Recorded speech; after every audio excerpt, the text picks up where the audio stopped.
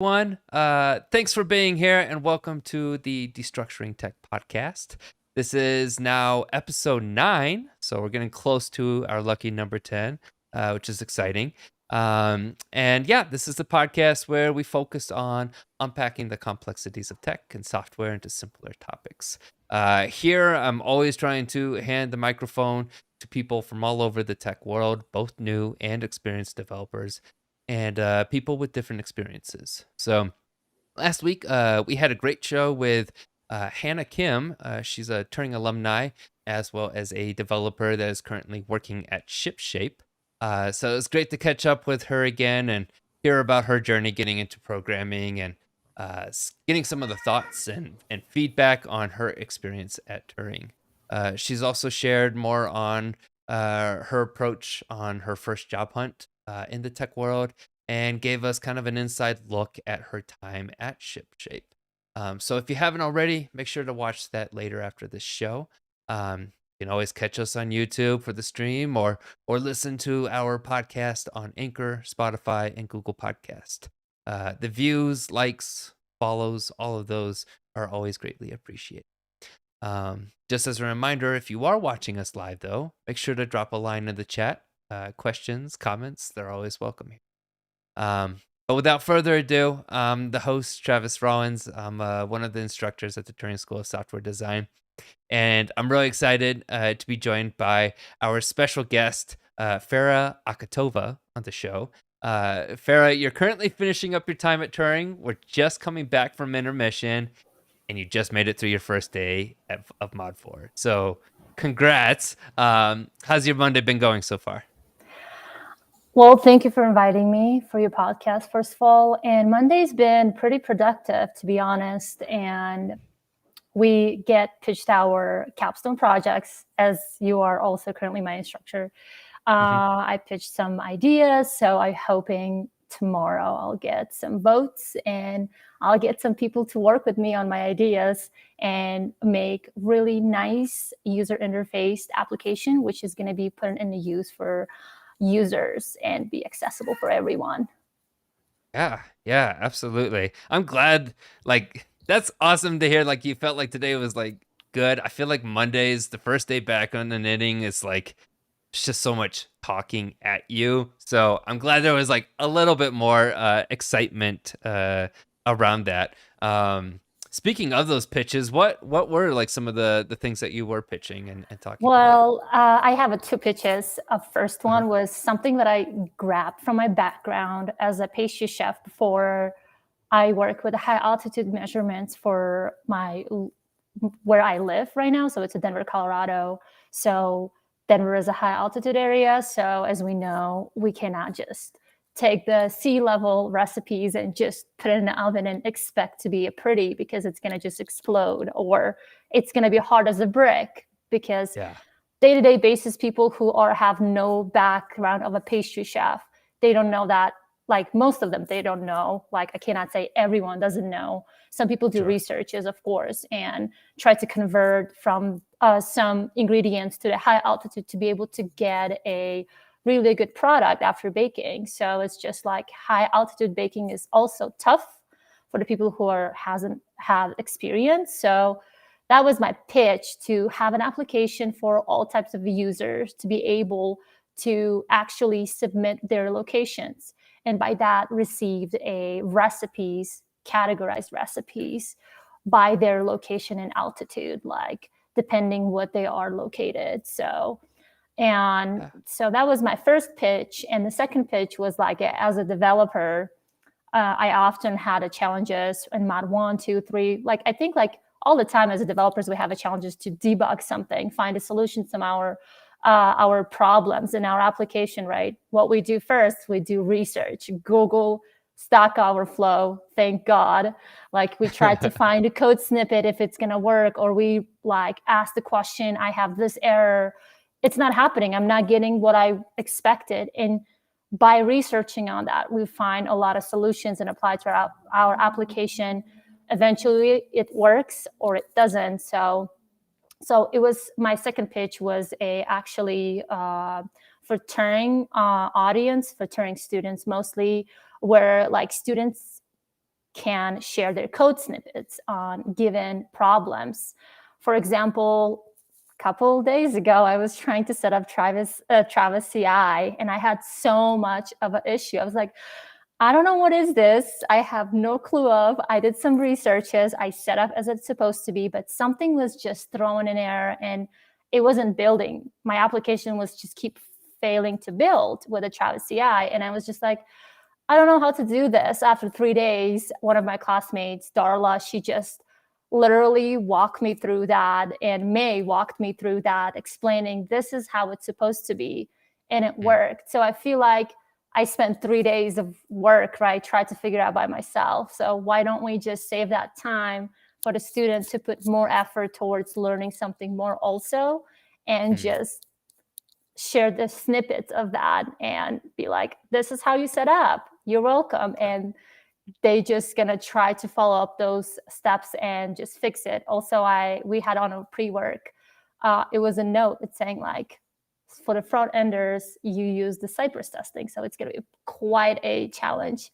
That was a challenge. So I had to use help of my classmates, and it was awesome. So I'm thankful for that. And that would have been good resource for other students to share their snippets and figure out their problems easily and faster, but also not to get to the point that they procrastinate. So it's going to be some points where they're going to be sharing code snippets, but not spoiling a actual curriculum and anything else. And they're going to have a chance to upvote and download. So it depends on that. Yeah, that's so cool. I absolutely love the pitch ideas. I know we had like a ton of great pitches today. Yeah, awesome ones. Definitely. All of them Yeah. were awesome ideas, and all of them had a purpose behind it. And that purpose was serving a user-friendly application. Definitely. Yeah. It's always hard to choose. I think it's almost like trickier when you have like 16, like I think we had like 16 pitches, and then trying to like puzzle all the groups together.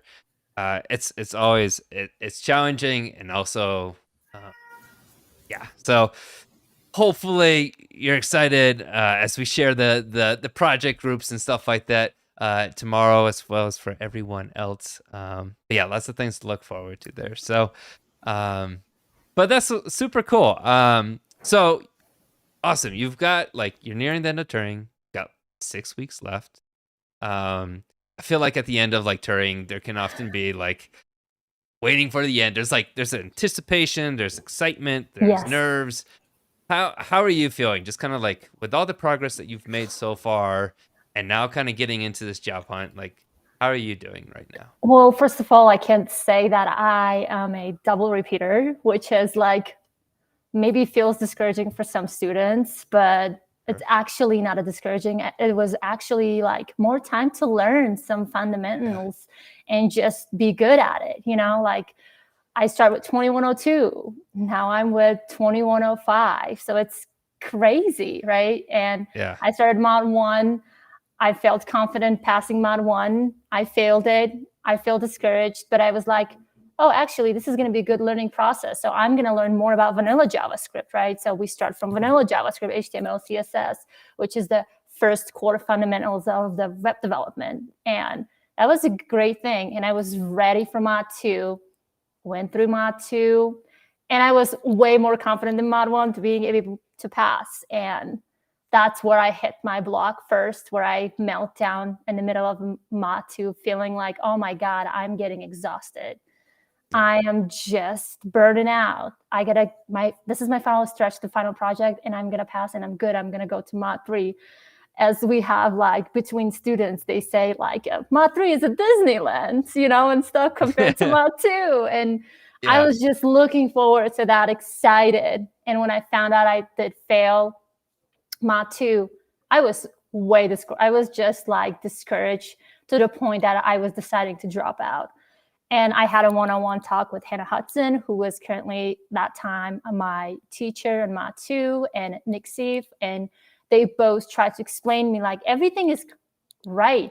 You are ready, kind of move to mod 3, but there's some logical lack is there still. You're solving problems you have one step missing. So we don't want to pass you because it's going to end up being like in Mat 3, you will struggle, right? But at the same time, I could have not listened this. I was just like, I'm so tired and exhausted. I can't do this anymore. I was like, this is crazy, especially for the person who is coming from different educational system.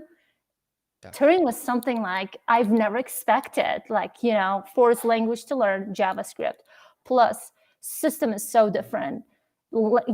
Everything you're learning in English language is not your native language, right? So it was a lot of efforts to go through this each mod, and it was hard already.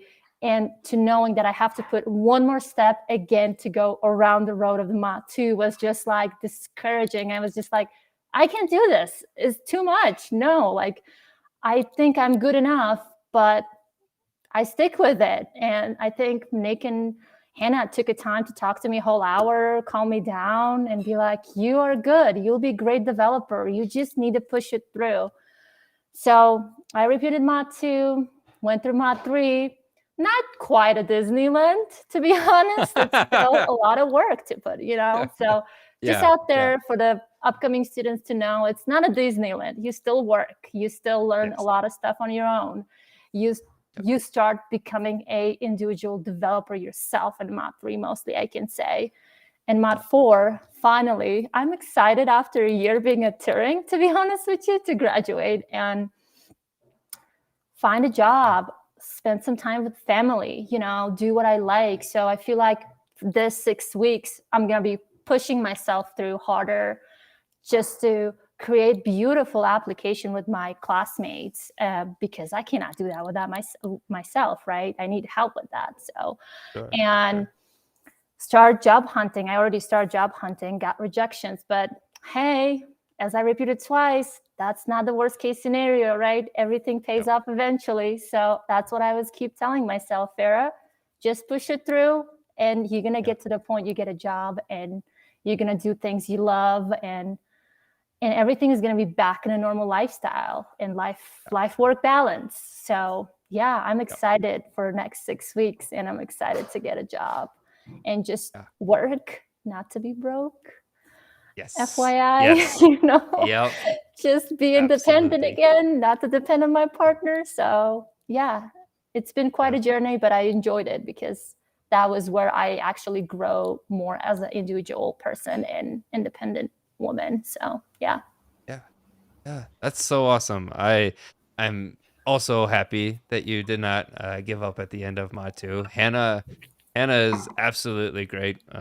Great person just to talk to. She's the beast, definitely. Yes. Yes, absolutely. So yeah, that's great. I can only imagine, and we'll talk more about this. I know, like the differences in the education systems, and being a student where English is a second language, like some of the challenges that come with that. But I'm glad that you've pushed through. Definitely work-life balance. Like, we talked about that a little bit during the kickoff of mod 4, but that's super, super key as you start to like transition out of Turing and into your next place. So very excited about all that. So I guess one more question before we kind of like dive more into like the road that you kind of went to becoming a developer. Just curious, like during all that time that you've kind of been working through stuff and working with different projects, is there anything that you've been like really proud of that you kind of want to share more on, or like something that you're really excited about learning in the upcoming weeks? Honestly, something I was proud of learning during the mod 3, which was helpful to accomplish that by my group project. Our partners, May and Mark, we learned TypeScript. I heard so many things about TypeScript all the time. And as I start job hunting mod 3, most of the 80% of applications, what I would have submitted, they would have required TypeScript knowledge with React. So they kind of like work together. And I was proud of our Stretch project as a What in the World, which is like an international project kind of thing. You could have called that. That application actually serves purpose of quizzing people about certain countries. So we had to chance to kind of like fetch data of all countries their information and everything, languages, like population, their currency, right? What countries they border. And we had a chance actually create an application which would have quiz user about given or chosen country they would have liked to quiz themselves. So it was such an awesome application to work on because we like from get-go love the idea. We try to wireframe everything, work towards our goals, what to learn out of this project, but also what to deliver for user. We wanted the quiz user, but also if they actually have no correct answer and answer is incorrect, right? They have an answer which they would have learned from it, right? Like if we ask the population of that country, Afghanistan, they would have given the wrong answer. We would have also give at the end quite small snippet of the information about that current country, what languages are, what countries they border, what their currency are, what is the capital of that country. So not only failing, but learning from the failure was like something we were actually targeting because we don't want a user be like answering the question and answer be like, oh, you failed, done, you have no answer. So then it's discouraging, right? So things like that, we take a note, and also implementing the TypeScript was something that we wanted, and it worked also awesome. So it was just our, I think, a proud project for Mod 3 and something I accomplished, and something I'm looking forward is that one of my like capstone pitch is going to be kicked in. Hope I get votes. So, and I just want to work on it, put all my soul and work, and just create something that people are going to be excited about, you know, and proud of. Yeah, absolutely. That sounds like a really cool project. I have heard so many similar things about like TypeScript definitely being something like I just see it on like job applications all the time. So like I think that's wonderful tool to be learning, and yeah, the project that you worked on sounds really cool as well. I'm curious, is that like a site that other people can like come in and visit? Like has it been deployed elsewhere? It's deployed so far in Heroku. So Okay. I Might can have to get definitely, that. yeah, Yeah, I was gonna say you have to send me the link, and I will include it in the description so other people can come check it out, yeah. including myself. I would love to see it. So, Thank you. um, That would be awesome. Yeah. So it's like just like quiz yourself to know how good you are at the geography, right? Like just yeah, how good I am at this. Like I'm definitely yeah, not great, but I just yeah, know some of them. So just learning out of it going to be something easy to do, I think, and it's fun. Like it's yeah, engaging. So yeah, yeah. definitely I'll do it later. Drop it out. Awesome, awesome. Yeah, I already know my answer is my geography is awful, but I'm excited to learn some more and pick up on that. Trying out your application. So definitely gonna check that out later today. But um, well, cool. I certainly want to get into learning more about like kind of the inspiration or why you wanted to become a developer. But I think, I got a chance to meet up with you a couple days ago, and I think we need to rewind a little bit further to get to that point, just because it sounds like there's been quite a few transitions that you've gone through before making it here to Turing. And along with that, I found out that you actually are, as you've kind of stated, like not originally from the United States. So could you tell us a little bit about like where you're kind of from, how long you've been in the United States, those kinds of things? Well, I'm from Uzbekistan. It's like Middle East, Central Asia. So my nationality is Uzbek. Um, the way how I got to the US and how I immigrated. So I guess I start from my parents. So 2007, yes, my dad won a green card. I don't know, are you familiar with the green card system or no in US? So there's a lottery I've heard system. about it before, but yeah, please tell us So the more. green card is like US lottery system allows user to immigrate to United States, better life, better lifestyle, you know, for more opportunities. And Uzbekistan, one of the countries, are actually allowed to apply for green card lottery system. So they apply once in a year. I think it's in March, and they get the answers. No, actually, they apply in October. They get the answers in March. I'm not quite sure is it right now still going on, but 2007 it was. So my dad just out of curiosity tried. He applied for green card. 6 months later, he find out he won a green card. So he had to gather up a lot of documentation, get everything done, and he moved to United States with my brother first. So I stayed with my mom back in 2007. And so 2016, I immigrated to United States. But prior that, I went through the college, university. So I went to the law college and graduated 2009. And from that, I went to University of World Languages, Foreign Languages, and I graduated 2016. Yeah, right before graduation. I actually first came here to get my green card to United States, and after went back, graduated and came back again. So 2016, I graduated University of Foreign Languages, synchronic translator, Russian to English, but my knowledge wasn't good about English, definitely. I didn't get taught like talking. I also was procrastinator, I guess, at that time. So yeah, that's how I made to United States in 2016 when I was age of 21. It was quite a journey, definitely. Was an easy journey to be honest, because like 21, you're kicking in, you're an adult, right? You have your already personal life set up back at your own country, right? Like your friends, your lifestyle, everything you've been living day to day, everything you know around yourself, right? Your surroundings, city where you are, like, you know, every shop, markets, like, you know, every single person, because our country is like quite different. Like they are so tight. Family relationships are super tight. Friends are super tight. And connections go a long way out there. So your connections help you to get a job, right? Your connections help to just bail you out of the jail sometimes and stuff like that. So it has a big power back in Uzbekistan. So I went through this all, and I'm like, where I am coming, country where I have no one except my brother and my dad. I don't know anyone. First of all, I don't speak in English properly even, right? Like how I'm going to talk. It was just like embarrassment. Plus also was just like terrifying, you know, like you learning something new and you just not familiar with it. Only thing I saw, it's from the TV, right? American movies, songs and everything. It was just like, now I am into that melting pot.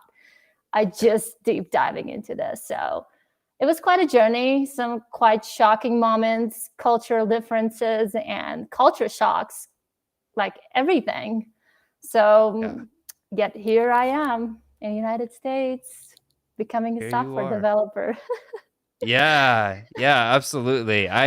It is absolutely amazing to me, like, and to your point, like just the number of challenges that like to go through with that, like giving up friends, giving up kind of like a lot of like ways of life. It's interesting. You're talking about like your connections or the people that you know, family and things like that. Like I feel like very much in the States, it's like you hit 18 and like they push you out and are like, good luck at that point, right? And it's just very different cultural wise at that point. So definitely, I can just give some insights of that. Like Uzbek culture are mostly, sorry, my cat is yelling somehow.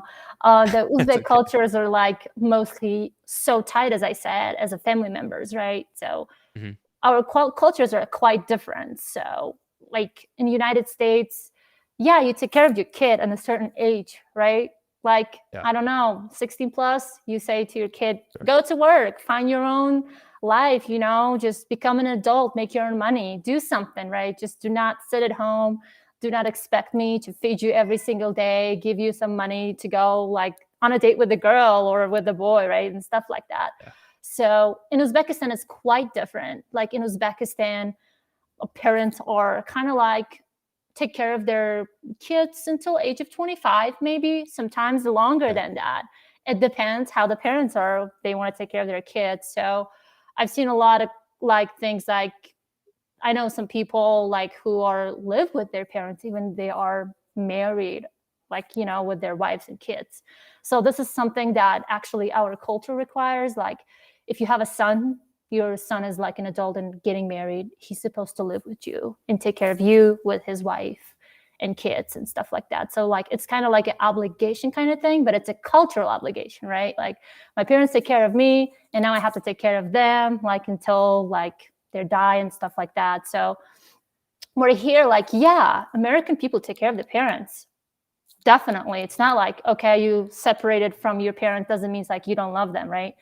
It's Right. just like we give a space to our kids to grow in their own life. They're just be more independent. Where in Uzbekistan, there's a slightly peer pressure towards the kids' lifestyle and what kind of life they have to live, what they have to do, how they have to grow. Like as a female, being a female in Uzbekistan is slightly tougher than being a male because from get-go when you're born, you just like you will get kind of, I can't say like a train or maybe like, I don't know, like mentally they will put something like telling you like you are the woman. You should to be like nice, you should to listen to men, like they say like a man is always right, you get married, you should to listen to your husband, things like that, right? When you're in America, if you say that, they'd be like, what the hell, I have to listen to my husband? I have my own opinion. Right. Like, right, I Yeah. can say like he's not right, he's wrong, right? Things like that are quite hard for the females out there. So it's just like those things that kind of like didn't fit with me from a get-go when I was a kid. Like I had a times with my mom, like also like disclaimer, happens like arrangement marriage is still there, you know, like your parents arrange your partners for a life, right? You got to sleep 24/7 with someone who you don't know, never dated before. You just see them on the wedding day, stuff like that. So I mean, my parents actually dated before they get married.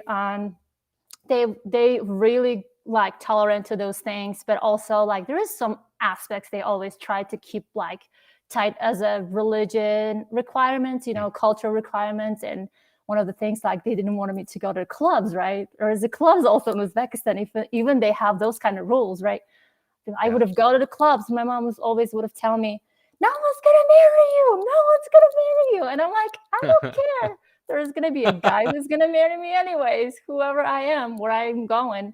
So it was just like a shame to go to the clubs, you know, that kind of things. But overall, like cultural differences are so big, and sometimes I can say like so bizarre from each other. Like some of the culture requirements don't make sense, but I'm not the one who can judge because I just decided for myself what I like to be in my lifestyle, who I want to be. So I just followed my heart no matter what my parents said and everything. So here I am in the United States living American lifestyle and dream. So Yes, yeah. absolutely.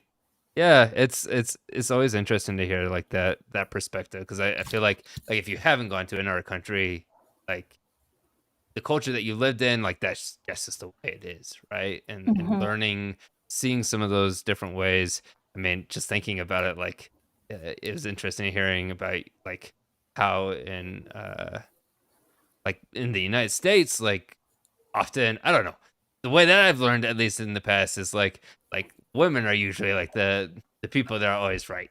Like if I mess up with that, like I'm gonna hear it for the next week. So Exactly. so very different, just very different, big differences in cultural things. Definitely. So Yeah. but yeah, super cool. I'm curious, like, so you moved at the age of 21, had Yeah. all those culture shocks. Like what did you do? What was kind of like your first steps coming into the States? I think first thing I remember when I got here, it was in New York, January 31st, and Mm, winter, cold, right? And my yeah, dad was so excited to me to get here, United States. He's like, this is the country of opportunities. This is your yeah. dream comes true, which is I agree with, you know?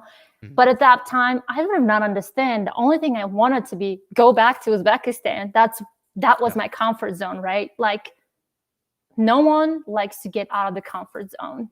Everyone who lives in a comfort zone is just trying to get out of the comfort zone. It's quite challenging. So that was my challenge point. I get in New York, landed, get out of airport. I've never seen so many people in the airport in my life. That was the first airport culture shock. I was just like yeah. mind blown. I was like, oh my God, where I am. And also, Yeah. technology is way ahead of my country. Everything, accessibilities, everything is way ahead of my country. Probably my country falls like 100 years behind it right now. I don't know, maybe more than that. So we landed. He took me out of the airport. We start heading to the Central Park. Cold, like it's freezing cold, January 31st. And I do remember he was like, you should try a McDonald's. First thing he bought me was a McDonald's burger. Oh And I'm no. just like, and Uzbek culture, people cook everything at home from scratch. They don't eat out much. So they value their really cultural dishes and stuff, like Mexican cuisines, Portuguese and stuff, Chinese. So I just had a bite into that and I said, I can't eat this because flavors were different. There was just some sauces I've never had tried in my life back in Uzbekistan. Uzbekistan flavors are kind of plain, but they have also rich flavors. But plain as like, we don't use mustard in our food, right? Like something that I don't eat day-to-day basis. I don't even think I ate before I got to United States, the mustard. So only thing I had mayonnaise and ketchup, right? As a sauces kind of thing. And it was for me disgusting. I could have not have another bite. I said, this is trash. And he's like, this is delicious. This is like a representation of a fast food in America. I'm like, well, I see. I'll figure it out. So second one, we went oh my God, I keep forgetting where everyone goes. And it's so busy. Yeah. Oh my God. In New York, after Central Park, what was that place? I don't remember. Quite cannot say. No. So it was just so many people on the street. And also, second thing, it was like a pedestrian traffic. In Uzbekistan, there was no pedestrian traffic, to be honest with you. Like the streets are small and everything. So that was my cultural shock of like a pedestrian traffic, airport, and technology and everything. Food culture shock also. So first couple months, I could have not eat anything American cuisine. It was hard to me to eat. I just could have not. And ice water. I think that was the biggest challenge for me. My gums would have hurt nonstop because in Uzbekistan, we don't drink much of iced teas and iced waters. We just kind of like, hot teas. We drink a lot of hot tea during the hot day. And the temperatures go above like 110 degrees sometimes. And people drink hot tea in Uzbekistan. So it was a difference, right? Like those kind of differences are like just so hard to shift right away, right? It just takes the time to adapt yourself to something like this, to be more open to that. And that was my first culture shock, I think. And eventually it was keep adding, and some things that were actually not a culture shock, was some things were actually I quite enjoyed in the United States. And I was comparing like, oh, I wonder why we don't have that in Uzbekistan. I wonder why we don't have this in Uzbekistan. So immediately after a couple of weeks or months, you start comparing two cultures, two systems, two countries, and two governments. So that was like a learning curve, definitely too, in comparison. I'm like, I bet. Unfortunately, I compare that because where I grew up and where I'm living right now, it's just total different. Yeah, absolutely. I have to say, you mentioned like first time eating McDonald's and you're like, this is trash.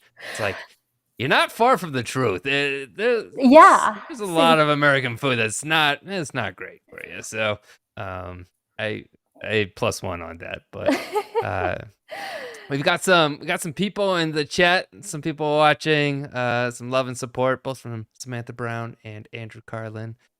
Thanks so much for watching and being a part of the show, y'all.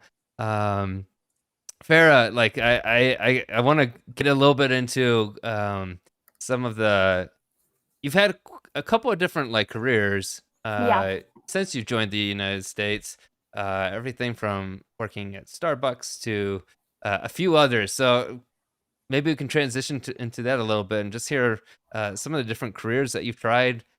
What inspired that, that kind of thing. Well, I can say like most of until I think age of 22, 23, I did what like mostly my parents wanted, like because also it's a part of the cultural thing, right? You do what your parents say to you because they like you, they love you. Yes. they always wish us best, right? They want to make sure we are having a good life. They wish always the best, but sometimes you have to step out of for yourself and say, like, this is what I like to try. Even this is a mistake. This is my mistake, and I learn from it. So I got to United States, and months later, with my broken English, I got a job at the Starbucks. And I had an awesome manager. When she was interviewing me, I barely was just like talking in English. And she said, you know what? Her name is also Casey Rudolph. And I remember good people's names who helped me a lot all the time. I don't know why. I just remember their name all the time. Try to keep in my mind, like, remember those people who helped you. So, and Casey Rudolph hired me, and she said, you know what? You're going to be at the cash stand, and you're going to learn English, meanwhile talking with the customers and taking in orders. So I would have spent every day 8 hours at the cashiers, just taking orders at the Starbucks. And always was a rush hour. She would have put me early mornings, when people go to work, you have a headset, you're answering on a headset, drive-throughs and everything. So that was helpful. I'm really grateful for that, because she just believed in me, and she said, she can learn this. She can do that. And it's fine. Even maybe sometimes I didn't understand what the customers wanted and like put the wrong order. She was patient with that. And I had awesome coworkers who was just like pointing things to me, showing me like what this means. I think the hardest thing I could have not remembered for a while, it was a little. They would have always say little, little. And I was like, what is this? And they would have pointed at me. So I had to repeat a couple of times to remember that in my head. But that's where I understand that people are more united, love to help each other if you are willing to learn from it, right? If you just reject it, no one wants to help you. So that was my first journey, going to Starbucks and learning from that. I think the biggest thing I learned from it, besides language, being patient, customer service, like understanding what your customers want, right? And stuff like, see like a bad customer service, good customer service, also seeing like a bad customer who would have treated you bad, and a good customer who would have always say thank you, appreciate you. Like you see all kinds of people, and it's not only in the United States, everywhere in the world, in our country too. So it's just like awesome thing to learn. And building the relationship towards that, building yourself as a personality towards that was something good. My skin got thicker, before I was a crybaby. Now I just I don't cry that easily as I used to. So maybe because I was a crybaby, because I was spoiled kid before, and now I just getting kicked in an American adulthood lifestyle where I have to make my own money and everything. So that was a quite challenge. And after I worked as a hostess at Tapa Sushi for quite a couple years, and went to the nursing school. So nursing school was something that my dad wanted me to do. Like I went to nursing school because he would have said, nurses make a good money. That's one of the best professions in the United States, which is, I agree. Yeah, this is something like really good. Like you have to have a dedication to that. You have to have a heart for that, right? You should care about people around you. You should treat people so like they get healthier, they don't die on your hand and everything. So I went through the community college, and that's where I had to take another English classes because my grammar was bad. I had a Wendy Silva teacher. Again, she tutored me for free outside of the classes to teach me more grammar. She would have given me essay assignments every week. I would have write an essay to get my better writing, and everything. So it was awesome. Like I was always around it, like with the people who wanted to help me. I would have seen that, and I was just like, oh my God, this is crazy. People wants to help me. Where back in my country, like you pay someone to help you. You pay to get something done. Even like it's just like, it was so different. So. And yeah, that was awesome. I went to nursing school, and I just decided one day, I'm done. I can't just do things that someone is telling me. I just want to do things I love, and that's where I start having the breaking point as a stubborn and self-minded individual. Like that's where I start building myself as an individual, I think. But it was like age of 22 or 3. So quite late. Sure. It's a learning process. I think Yes. even people in their 30s or 40s, whatever, are continuing to grow and learn on that.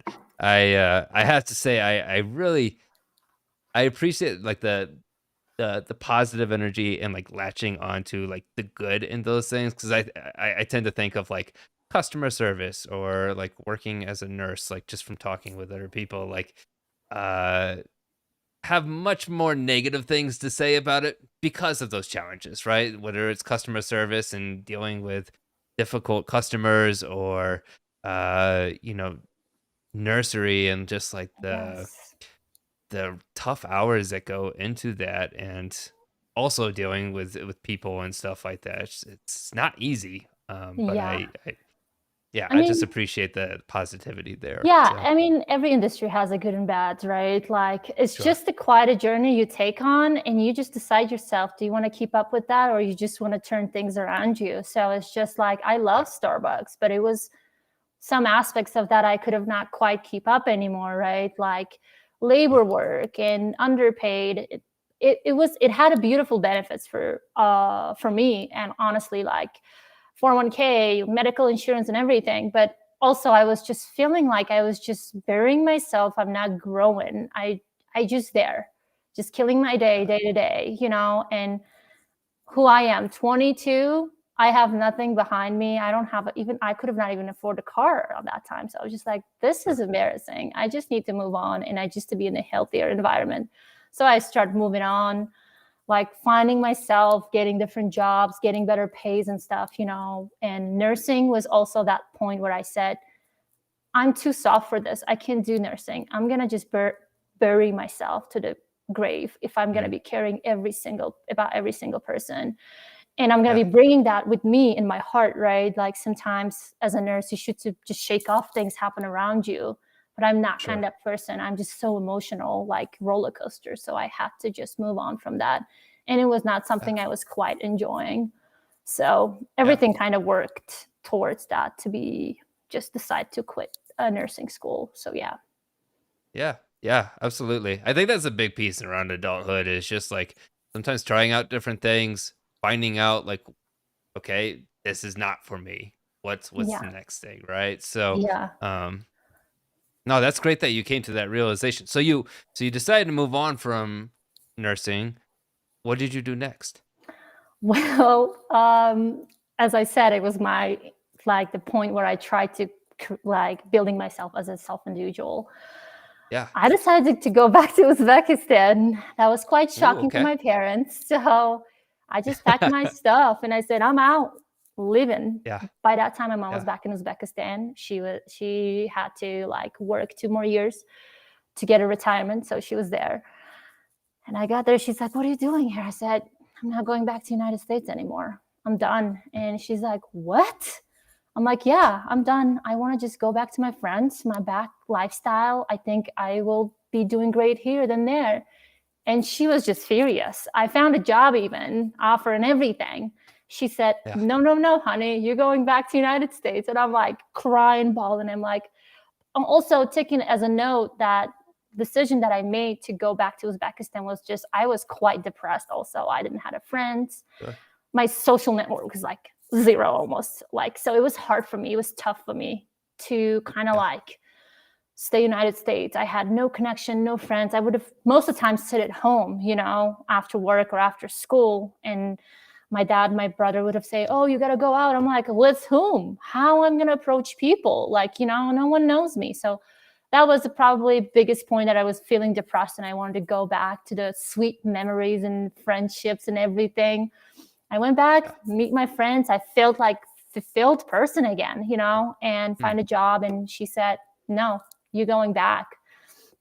I think that's where like also I had a fear of my parents at the same time, thinking what they say, but I keep kept trying that, keep trying back, pushing myself, standing up for myself, be like, no, I'm not going back. And I do remember my Yeah. dad called me from United States. He said, "Okay, you want to stay there?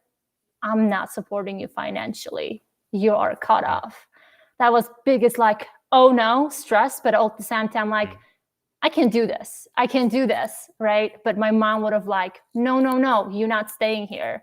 Like this future you have right now in the United States is better than Uzbekistan future. Like you're going to struggle. You're going to make just the clarification, minimum wage, I think, is about $200 out there right now. So here, the minimum wage is way more than $200. So, and she was like, do you understand that you can have more what you want and become a more successful person for your kids, for your future kids, for grandkids in the United States than in Uzbekistan? Like we went through this, we know what it is. So we don't want you to have that. And so I was like, no, no, no. And they just put the ultimatum on me. They said, us or you're staying here in Uzbekistan. So I could have not said no, like, you know, so I love right there. Yeah. And that point, I could have not understand my parents. I was just like, why not letting me do my decisions to do what I love, right? I was crying, bawling, not feeling I'm supported, you know, like nothing, not cheered up, you know. If it would have been my mistake, I just wanted to do that mistake, but they didn't want me to do that mistake. So I came back here.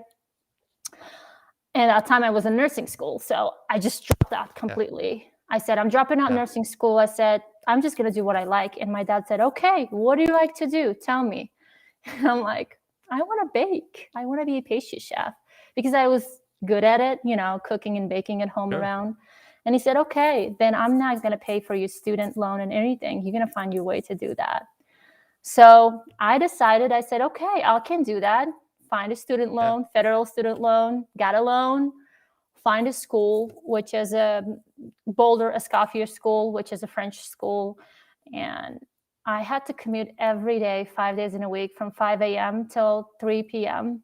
from Aurora to Boulder, back and forth. So that's where I understand that being individual, you make a decision for yourself and you just stick up with that. Otherwise, no one's going to believe in you. Because if I would have stepped back from that, my parents would have said, we told you, you know, I just didn't want to hear that.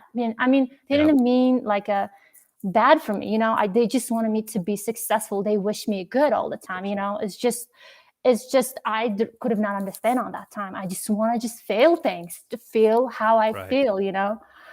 Yeah. I went through pastry school, 7 months, torture, had ups and downs, cried a lot, and worked also. It was a full-time, plus I worked at nights, so I could have show up at midnight at home, sleep 5 hours, again start driving to Boulder. So that where I understand that if I decide something, I have to stick with it. And that's what individuals do, like, right? Independent people do, like, who doesn't want to listen to anyone? They want to just find their way, find their own journey. So yeah, I went through that, take a great pastry position job at Linger, one of the best restaurants in Denver. Was a pastry chef for quite a year and a half, probably, like ish. COVID happened, and it just was discouraging again. I felt like I'm just failing. I keep failing. And I had a moment when I cried to my partner and I said, I was 25 by that time. I said, I'm 25. I have no car. I have no savings money or anything. I said, I'm still broke. I don't know how I can get out of this, you know? And he was at that time 31. And he was like, I've been there. I was 25. I was making as much as you were making. But if you compare the ages between Uzbekistan and US, in US 25, it's just quite like, oh, this person is still finding themselves, right? In 25, there was females have 2-3 kids out there already and job, you know, like I was comparing those things also. That's where happens the comparison. I'm like, in Uzbekistan, one of my friends already 25, they have kids, they married, and they have a job, right? And here I am, broke again. So stuff like that would have just put too much toll on me, you know? And absolutely, that's how my partner started just helping me out. He would have navigated me through my stresses. He was awesome. He's an awesome partner in general. He just supported me through everything. And that's where he actually pitched me a Turing.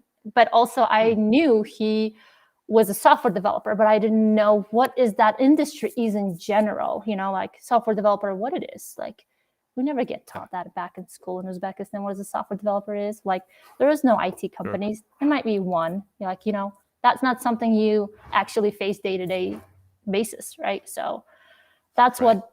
how I like come to the path that failure. And I said, okay, I got to try another thing again. I got to do that again. So yeah. Serious commitment. Yeah, Yeah. that's impressive. Yeah, I have Yeah. to like just thinking about it. Like, I get like in life, there's a lot.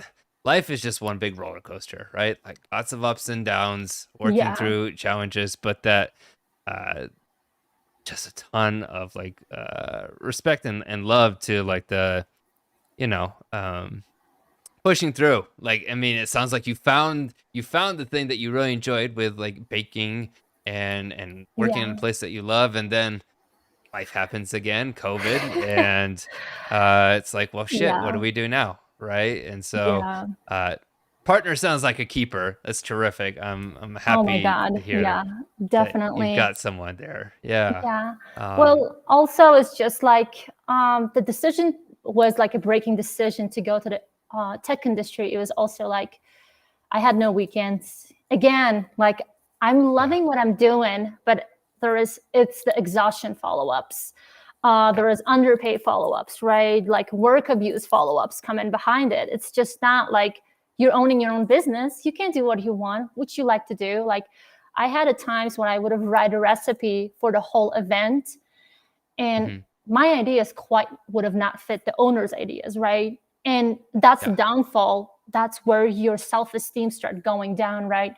You feel useless. You don't get cheered up for that. Like you put 80 hours of work to create something unique for that event, and just like you not the one who makes the last decision for that, right? That's the point where I was just like, I can't handle this anymore, right? Like it's just like I'm creating this beautiful things by the customer and the owner of the restaurant.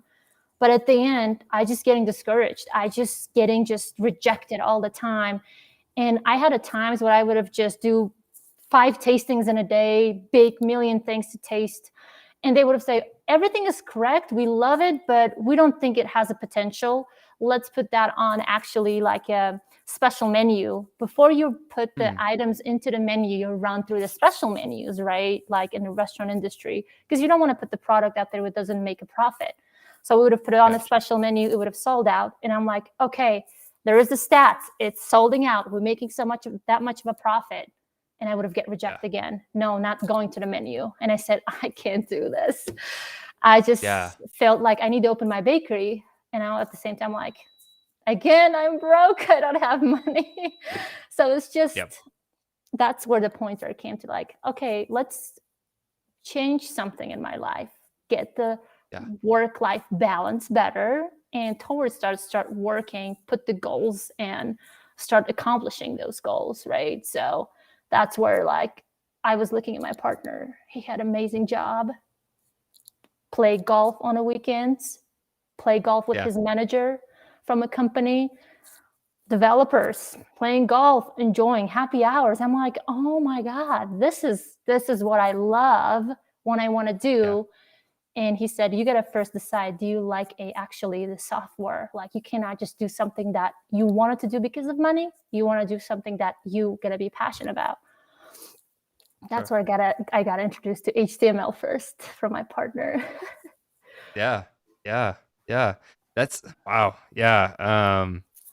It's just so interesting to like, yeah, just all the rejections and pushing through that. It's definitely, I think even in software development, I think there's a lot of different directions you can take. There are some positions where there's like more life balance. There are certainly the startups and things where you can go every day. But yeah, no, it's really interesting. I'm glad you got to like try out that you kind of another door opened, right? Another Yeah. opportunity to just experiment with like HTML and things like that. I'm curious with like all these like different like points of like education. Like you had your college that you went through in Uzbekistan. You did some English courses when you were doing nursery. Then you did uh, courses around being like a chef, baking, and now you're at Turing.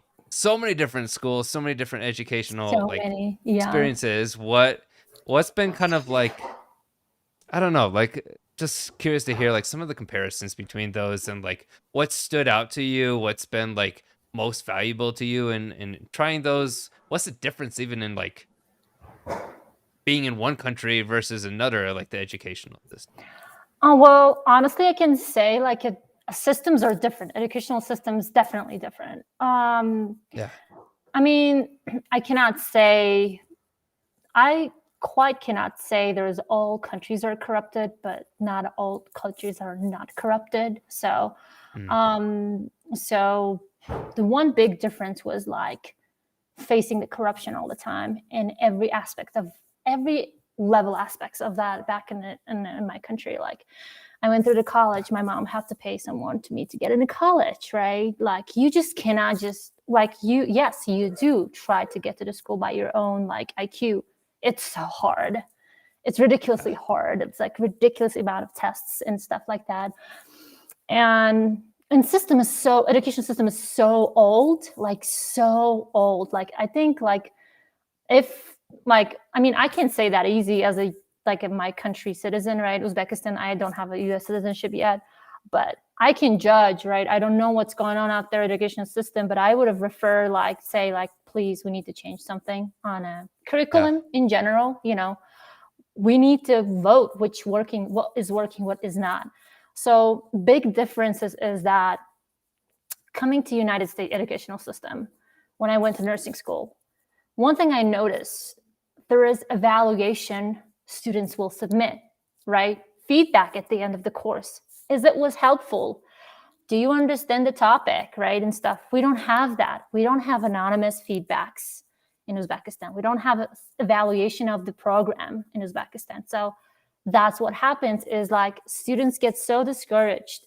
And also like it's such a okay thing in Uzbekistan that not to know things, but to get away with that by paying money. So it's just like in all levels. You want to get a job, you're going to pay someone money to get a job. You want to just bail out somewhere, you got to just pay. Like I had to pay through university to pass the university. Like I'm guilty of that because if I would have not do that, they would have failed me anyway. So they try to fail you to get the money because as I said, minimum wage is so low, so people start getting money. So that's how the corruption happens. When citizens don't make enough money to provide themselves a life, they start getting a money from someone to get like more better lifestyle. And also it's like a win-win for both people, right? Someone is giving money to pass something, someone is getting money to provide themselves better lifestyle, get more money, better salary or something. So that was the biggest difference. One thing I take away from myself when I got to United States with the United States educational system, it was there is no corruption here. At least in an educational system. You cannot just obviously go and tell someone, obviously go to someone, say like, what about I pay you $60 and you pass me? Yeah. Those things don't happen, right? Yeah. But in Uzbekistan, it's so an obvious level. So that's the difference. So, and it's okay thing. So that was something I take away from me. And I said, and why I have to be that person. So I got to work towards that, be a better person, not to participate on those things. So I start working hard, start studying, actually putting work on what I was studying. So that was something I really appreciated in the United States educational system, at least where I went. There's no corruption. There is clear lines, yes, yes, no, no's. And if you fail, you fail. You try again. And it's not like you fail and it's bad. It's good. You learn from it. You start over again and it's fine. So that's the mindset that we were given here, that trying it again and again, failing it again and again, it's not something bad. It's good. You getting to something, you getting in a better point of your lifestyle. Where in Uzbekistan, if you feel, okay, that's the end of the world. So you're useless. You cannot go through this course again and stuff like that. So that's discouraging, right? So people start relying on the corruption, giving the money and stuff. And I think also one thing I learned from a Turing that I kind of like didn't had much in a nursing school too, kind of had, but not really. you just on your own and you find a way, all the problems, all problem solutions. Like that's what I like on a tech industry. Yeah. Like you cannot just solve problem because you know something. You don't know anything. You just Google, try to find a way to solve the problem, and you do it on your own. No one's gonna babysit you for that. You know, I was like, oh my God. And I do remember like one time I said to my partner when we were walking in the morning, I said, as soon as I got to Turing, I start to value every single minute of my life, because that every single minute was matter to me now. Because if I take 5 hours of a break, I'm not gonna pass them on, right? I need to put sure. work. Yeah, right. Like I was like thinking that way. And also like I'm learning something constantly. And one thing my partner taught me, he said, put small goals towards your future. Put every day one tiny goal you want to accomplish and start doing things atomically. Start doing small habits. And he gave me the Atomic Habits book. I started reading that and I was just start thinking what it was saying, like, if you're going to put in your life one tiny small goal habits, it will take you to success. So that was something like Turing taught me also. Like you should to be dedicated what you're doing. You should to care what you're doing, right? You should to care what users are experiencing, users are going to use, and you should to care, are you doing it good or bad? You doing good or harm to the society? So something like just shaped me as like a person I am right now. So I was just like, okay, so I cannot be that fair a couple of years ago. Now I'm a better person. And I just love it. You know, I just enjoy it. And I just become more independent with that. Yeah. Yeah.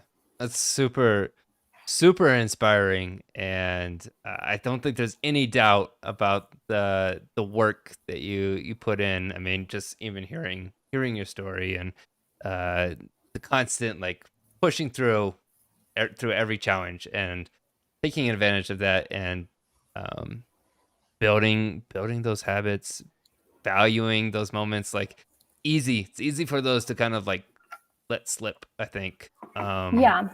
Especially if you haven't maybe experienced some of those maybe more like challenges, maybe you've had more privileges in some scenarios. Like it's just really, really inspiring to hear. So I'm curious. I know we're like getting pretty much at the hour mark, but I do have like maybe one kind of big question. As you're like, you've made a ton of progress. You are building yourself as a person, as a software developer. Like, I'm just curious to hear, like, for you, as you get into this job hunt and looking for that next place. Just curious, like, what was I gonna ask? Like as you finish up, what are you kind of looking for in a company? Like that first job, whether it's technically, professionally, culturally, what's kind of like your ideal role with your first web development job?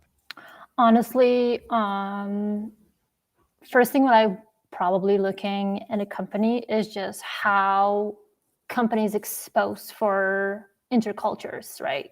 So different cultures, different international cultures, how many people with different cultures and like people who immigrated to United States they have. Like, because as an Uzbek person, I brought up something to United States, right? Like sharing the knowledge, how back in different countries are like life is, how the system is and everything. So to be aware of like surroundings, like, so this is something I've been looking for, like how diverse it is, how cultural exposed it is, like do they apply those different cultures from their co-workers, from their employees to their applications, to their system, right? To their work culture, work ethics and everything. So that's something I just would have loved to have. Like if I would have had a coworker who speaks in different language, I would have loved to be asking like million questions, what this word's going to mean in like Spanish or in Chinese, right? And on Portuguese and stuff. Because more you learn, more you get exposed to those different cultures, more aware you are what's going on in the world. Is just like, I feel like every country has a one thing, putting everything in a tiny scope. Their citizens try to make sure they're not exposed to different country cultures, opportunities, and like knowledges. So which is like, I think that's why we say like we need to travel more, be exposed more, because if you travel more, you're exposed to different countries and cultures, you know more, right? Like you're Yeah. educating yourself also. So things like that I'm looking for first. And I think the second I'm looking for is just the work ethics. Coming from a restaurant industry, it's not quite a work ethics you can face out there, like sometimes you Sure. hear someone just cursing on you and stuff like that, and you have to keep up with that just to keep your job. I feel like tech industry in general really, really progressed from that, and it's really better place to work. But you never know Mhm. what kind of people you get, Sure. what kind of team you get, and what the team dynamics are. Like that's something I've been Sure. looking for, like how they treat their employees, first of all, because that's where I start thinking to change my career also, not to be the point that I be abused. So at Yeah. work. Yeah. Absolutely. Yeah. No, it's so many great points. Like, yeah, I mean, everything from the diversity of the team, like that's so important to having, both for the people that are working there as well as like the products that you're making and where that goes and who the end users are, and then just like that amount of respect for your workers, right? Like Yeah. they are the ones putting their time and energy to making that product. Like there's got to be that mutual respect. So Yeah, um definitely. I love that. Well, I know we're getting towards the end of the time, but just as we wrap up, are there any like last thoughts or things you want to share with either listeners, other students, any like kind of final thoughts kind of Well, I want to think share? I see that deconstructing tech is going to go something outside of the Turing platform one day. I can see that. I can say that. Yeah. So maybe one day when other bootcamp students going to listen to that, and people who are trying to apply to Turing, I think I just want to tell them like that's worth it. It is worth it. Hard work is worth it, and later it's going to pay off. The better lifestyle is going to come, and it's going to be better than right now, today, tomorrow, because it's going to be better than anything else eventually. The life is never ends and never stops on a one point be like, okay, that's it. We are capable of our own decisions, and we're capable of more than what we can do actually. So from my past experience thinking like I'm not capable of anything, I feel like I'm capable of everything, so I just want to say to students, like, tell my classmates, they're like super supportive, I love them. I want to just thank people who helped me go through the Turing journey. To be honest with you, Jeremiah, Taryn, my tutors, who saw me crying every day when they were tutored me, and Yeah. Heather, Kayla, all of the instructors like Hannah, Nick, Cassandra, Will. Oh my God, I just like beyond grateful to have a Mod 1 repeat with him because he's amazing. He was amazing as a teacher. So yeah, it was quite a journey and I loved it. It was ups and downs. And I know there is a students who are feeling right now discouraged, feeling like maybe this industry is not my thing. Maybe this boot camp is too much.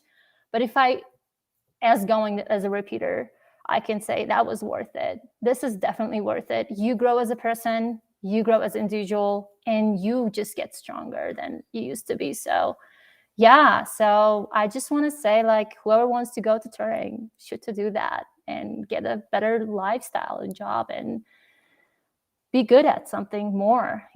It's just not an industry; it's just yourself. So yeah, and thank Yeah. you for you inviting me for your podcast and letting me share everything that I Of had to course. share today, and just letting me raise my Yeah. voice and share what I think. So it was awesome.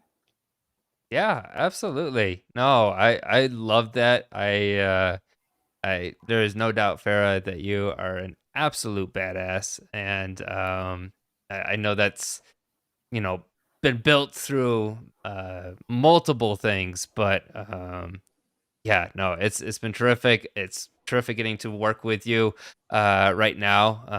And we've just started. So I'm looking forward to the next several weeks. Um, so last quick question, just curious for like listeners or anyone else that's like interested in following along with your work or have any questions, is there a way that they can reach out to you or connect with you? Yeah, I have a LinkedIn account. I don't have a Twitter actually or Facebook. I have a purposes I Yeah, don't follow. I don't have on Facebook myself because, as a developer, I don't want someone to sell my identity and everything to other, sure. so social dilemma, Yep. just switch my mind.